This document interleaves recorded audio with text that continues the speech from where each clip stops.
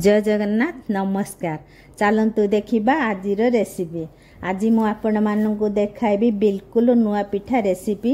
यही पिठा बनैबा बहुत सहज ना आपण मानू चाउलर बेटर बनैबा पड़ो ना आपण मानू बारंबार हाथ धोइबा पड़ो। केवल गोटे कप सुखा चाउल गुंडरू ढेर सारा रसगोला परी नरम कौलिया पिठा बनाई मात्र 5 ରୁ 10 मिनिट मध्य आपण माने खाई परिबे। एही रेसिपी थरे देखिला मात्रे बारंबार बनाया पई इच्छा करिवे। वीडियो देखिया पूर्व मो वीडियो को लाइक शेयर करंतु एवं मो चैनल को सब्सक्राइब एवं पाखरे थिबा बेल आइकन को दबाई ऑल ऑप्शन को क्लिक करिया को भूलंतु नाही। ताहले चलंतु देखिबा आजिर रेसिपी।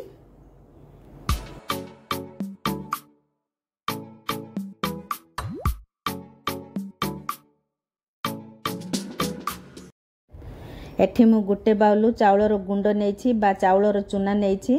एबे चाउल चूनारे स्वाद अनुसार लुण 2 चामच घी दे भल भाव चूनारे मिसाई दबा। जेमिति आमे निमिकी बनाती ठीक सेमिति हाथ रे चकटी घसी घसी घी को चाउल गुंडरे मिसाई देबा। एठी हमर घी भल भाव चाउल चूनारे मिसी जाइछि। एबे आमे टिके टिके पानी पकाई आमे चूनारे मिसाई दबा। बेसी पानी दबा नहीं कारण एई गुंड को आमे चालुणी बा छंकारे चलाइबा, तेणु देखिकी सही अनुसार चूनारे पानी देबे। अधिक पानी देदेले आमे आउ चूना को चालुणी रे चलाई पारिबा नाही। मोर एठी घी पानी भल भाव चूनारे मिसी जाइछि। देखंतु मु हाथ रे मुठा करी देखाउछि चूना केमिति एकाठी हेई मुठारे गुळा हे जाउछि। एमिति हेले चाउल चूना हमर पिठा करिबा पई ठीक हे जाइछि। एबे आमे चाउल चूना को छोणारे चलाइबा। मु छोणा चाली रे चलाउछि, आपण माने चालुणी रे चलाई करि परिबे। जेउ चूना आमर गुळा गुळा हे छोणा रे रही जाइछि ताकू आमे बाहर करि दबा। अल्प अल्प चूना दे आमे चलाई सब गुंड को प्रस्तुत करि दबा। बेसी चूना एका संगरे भल भाबरे चलाई हेबो नाही, तेणु कम कम चूना नै चल्लारे भल भाबरे चलाई हेबो। पिठा पई चूना हमर रेडी हे गेला। एबे आमे पिठा बनाइबा। एठी मु गोटे बाउल नेछि। बाउल रे 2 ରୁ 3 चामच चूना देबा। चूना को चामच रे आस्ते आस्ते करी टिके दाबी समान करी चाउल गुंड उपरे किछि नडिया कुरा दबा।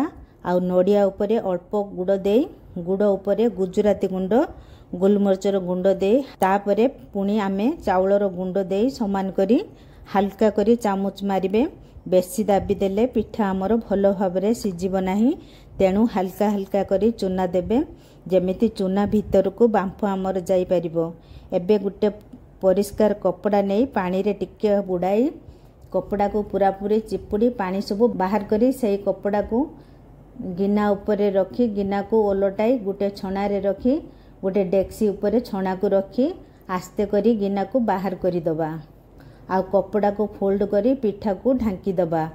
आउ छणा उपरे गुटे प्लेट रखी पिठा को ढांकी 5 ରୁ 6 मिनिट पर्यंत पिठा को सिझिया पई छाड़ी दबा। मु आगरु डेक्सी रे पानी गरम करी देइथिली, सेही पानी रे पिठा को रखी आमे सब पिठा को प्रस्तुत करी दबा। एठी हमर 6 मिनिट हेई गलानी। एबे आमे पिठा को बाहर करी दबा। आमे आ गुटे पिठा बनाइबा। मु ए पिठा को अलगा प्रकार करिबी। मु प्रथमे छणा को रखी छणा उपरे खंडे कपड़ा पकाई ता उपरे गिना को रखी पिठा को सिझिया पई छाड़ी देबी।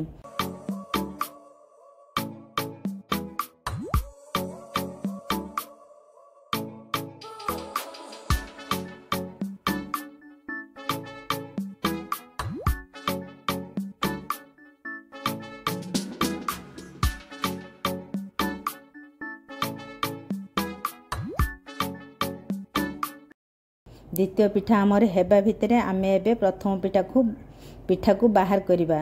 देखंतु कपड़ा आमर केते सुंदर भाबरे बाहरी जाउची। एही परी आमे सब पिठा को प्रस्तुत करि दबा। पिठा पूरा ठंडा हैला परे कपड़ा बाहर करिबा।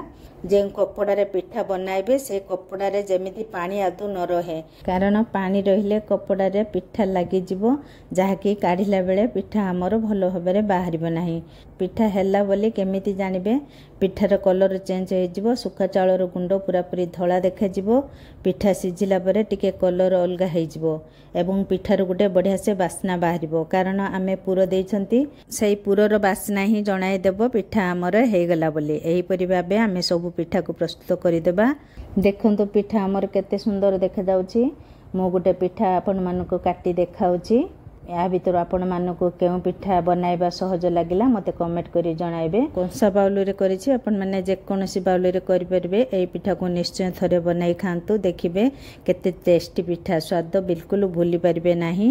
या को घर थरे निश्चित बनाई खांतु एवं केमिति लागिला मते कमेंट करी जणांतु। जदि मो रेसिपी आपण मानको भलो लागुथाय ताहाले मो वीडियो को लाइक शेयर करंतु एवं मो चैनल को सब्सक्राइब करिया पई भूलंतु नाही। धन्यवाद।